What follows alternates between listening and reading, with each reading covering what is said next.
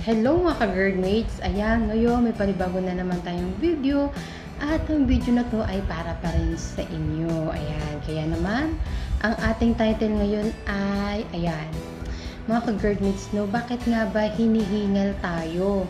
Tayo may mga sakit na GERD, ayan, no, sa may mga acid reflux, ayan, may mga heartburn, may mga, no, ang dami sa may meron, sa mga meron, yan, sa mga meron heartburn, ayan, no, sa mga taong may gastritis, alam mo lahat naman yan na nabanggit ko kasama naman po yun sa GERD, no. Ang GERD po kasi ay mahaba po ang meaning niyan.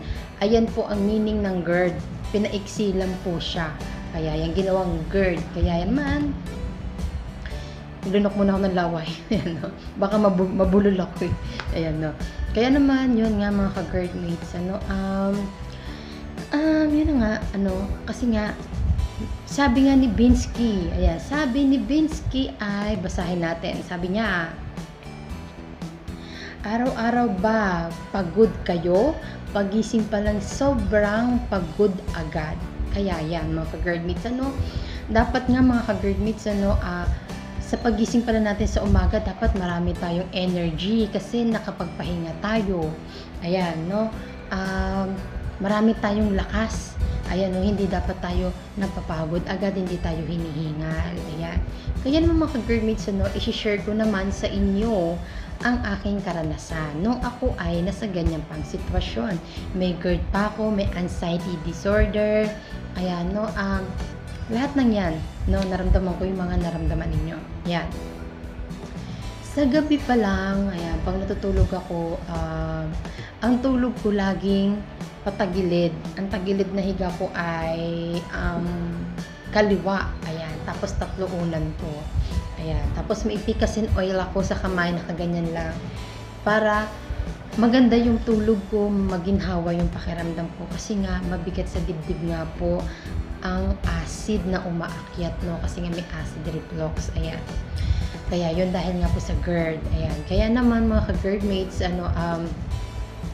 ganun yung ginagawa ko pag natutulog ako. So nakakatulog naman po ako, pero madaming gumugulo sa isip ko. Minsan may mga panaginip ako, mahabang panaginip.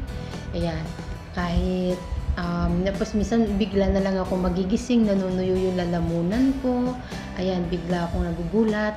Tapos pag gumising ako, may kakaibang amoy. Alam mo yung amoy na yun na parang may nagluluto, yung amoy mabango, na parang basta may mga ganun amoy akong naaamoy. Tapos nagugulat ako. Tapos pag nagising ako, parang ang dami ko nakikitang mga design sa gabi. Kahit medyo madilim, may mga nakikita akong iba-ibang klaseng design sa paligid ko, pero alam ko naman na sa paningin ko lang yun. Tsaka yung naaamoy ko, alam ko yun, sa pang-amoy ko lang yun dahil nga sa sitwasyon ko, sa ganung sakit ko. Ayan. Pero hindi ko alam kung nakaka-experience din kayo ng ganyan. Kaya yun. Di bale, pag gumising na ako sa umaga, ayan na, ang tiyan ko, ang bigat, yung sikmura ko ang bigat, tapos parang ako hingal na hingal. Alam mo yung parang kang walang tiyan, parang walang laman yung tiyan, parang ganun yung pakiramdam ko. Tapos mabigat yung dibdib ko, parang akong hinihingal. Ayan, tapos yung mga kamay ko mahina. Ayan, tapos namamanhid. Ayan, wala akong energy. Ayan, laging ganun yung nangyayari sa akin. Ayan, kaya naman nung nag-google lang ako, ayan, doon ko nabasa na pag may sakit kang GERD, talagang bumababa talaga yung resistensya natin. Humihina po talagang ating katawan. Lalo na madami na tayong mga pagkain na dapat iwasan. Ayan. Tapos nabawasan pa yung gana natin ng kain. Kaya yun, humihina po ang katawan natin. Ayan, no? Kahit kumain ka ng gulay, pero kung yung rice mo kaunti lang, wala kang energy. Ayan, no? Kasi po yung rice ay nakakadagdag po yan ng energy sa katawan. Kaya yun. Di bale, ang ginagawa ko, dahil nga ganun ako, hinihingal ako, kumakapit ako. Ayan, kumakapit ako sa mga ganito, sa mga pader. Tapos, hihinga ako ng malalim. Para maging malakas lang ako. Kahit saan ako makakapit, sa upuan, sa lamesa, ayan, sa poste, sa anak ko, gano'n. Kumakapit ako para huminga ako ng malalim kasi hinihingal ako, pagod na pagod ako, kahit wala naman akong ginagawa. Kaya yun. So, habang tumatagal, naiintindihan ko yung pakiramdam ko, nauunawaan ko, edi ang ginawa ko ay kumain ako ng 1 cup rice. Ayan, kasi dati pasubo-subo lang, pakonti-konti kasi yun ang sabi, 'di ba? Sabi nga sa doktor, kumain ka pero pakonti-konti. So, pakonti-konti 1, 2, 3, ganun lang. Tapos, so lalo ako nanghina. Kaya yung ginawa ko, kumain ako ng 1 cup rice. Tapos, may nilagyan ko ng mga nilagang gulay. Pero, hindi rin po maganda ang laging ganun na gulay-gulay lang. Kailangan po haluan ng samahan ng isda, karne ng manok, ayan. Sa baboy siguro, hindi kayo pwede, tsaka sa baka kasi po matigas, mahirap po tunawin. Kasi nga po, nagloloko nga po yung acid natin. Ayan. Yung 1 cup rice na yun, siguro, kung hindi ninyo kayang ubusin dahil sa pakiramdam ninyo, pwede naman ninyo i-half lang. Ayan. Tapos, kumain kayo ng saging. Very, very, very maganda ang saging sa katawan. Ayan, ang saging. Ayan. Maganda po ito sa katawan. Talagang bibigyan ka ng energy. Alam mo, ayan lang naman ng yung kinain ko kasi dati. Pumunta kami ng anak ko sa palengke. Ilang hakbang pa lang ako, tricycle, tapos lakad sa palengke. Nangalay na yung binti ko hanggang hindi na ako makalakad. Nanginginig na ako, na namamanhid, na nilalamig, na takot na ako. Kaya yun, yung ganong sitwasyon ko, wala akong ininom na gamot para sa potassium. Ayan, excuse me, ayan. Wala akong ininom para sa potassium. Ayan, ang kinain ko lang talaga yung saging. Napakaganda, napaka-the best talaga ng saging.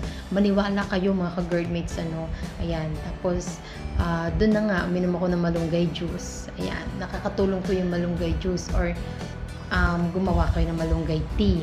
Kumain kayo ng malunggay. Ayan, maganda. At yun na nga, at doon na nga, unti-unti nabawasan.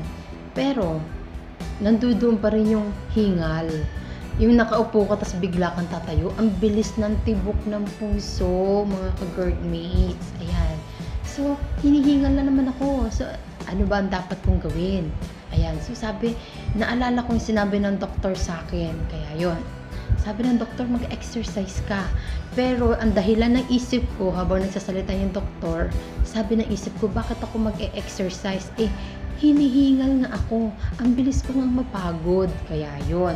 Tapos nung pumasok yun sa isip ko, bakit kaya hindi ako mag-exercise? Sabi ng isip ko. Kaya yon. Simula nung nag-exercise ako, walking exercise ang ginawa ko. Napakaganda, napaka-the best mga ka-girlmates. Kaya yon. Kaya mag-walking exercise kayo.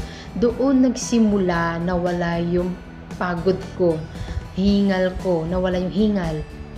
At doon nagsimula na tumibok ng normal yung puso ko. Kasi nakaupo ako, dahil nga may GERD ako, ayokong gumalaw. Pag tumayo ko, grabe yung pintig ng puso ko, abnormal po yun. Ang ganong klaseng pintig, mga ka-girlmates. Kaya kailangan mag-walking exercise ka.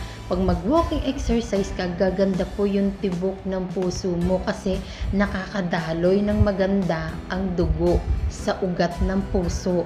Kaya yun, walking exercise ang susi. Ayan ang susi.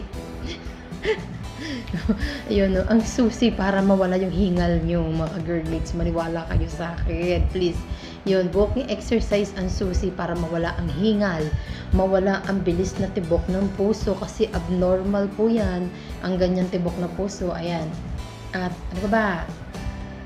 Kumain kayo ng saging. Ang saging po ay maganda sa puso, mga ka-girlmates. Maganda sa kalusugan ang saging at uminom kayo ng malunggay juice. Walking exercise ang makakatulong para mawala ang hingal. Kaya doon ako nagsimula na walking lang ako ng walking. Ang ganda. Yan, habang tumatagal, malayo na yung pinupuntahan ko.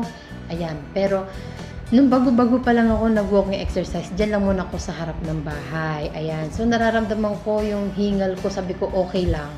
Hinihingal ako kasi meron akong ginagawa. Hindi katulad ng ginagawa ko dati. Hinihingal ako kasi wala naman akong ginagawa. So, ngayon, hinihingal ako kasi meron akong ginagawa at maganda. Maramdaman ko man yung tibok ng puso ko. Ibig sabihin yan, normal ang tibok ng puso. Hindi tulad ayan.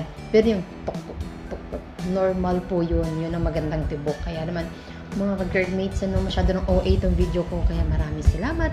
Kaya naman mga ka-girlmates, kung nakatulong sa inyo tong video na to, i-share po ninyo ang video na to sa mga kakilala ninyo na may katulad ninyong sakit, na may katulad ko rin dating sakit. Ayan, sa mga group, Facebook group, or may mga group chat kayo na may mga katulad ninyo na sitwasyon na ganyan. Kaya naman maraming salamat. God bless you, ka-girlmates.